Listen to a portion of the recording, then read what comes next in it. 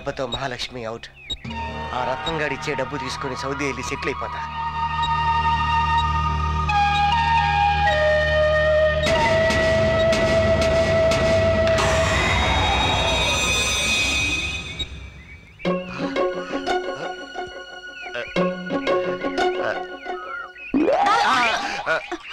మీరా?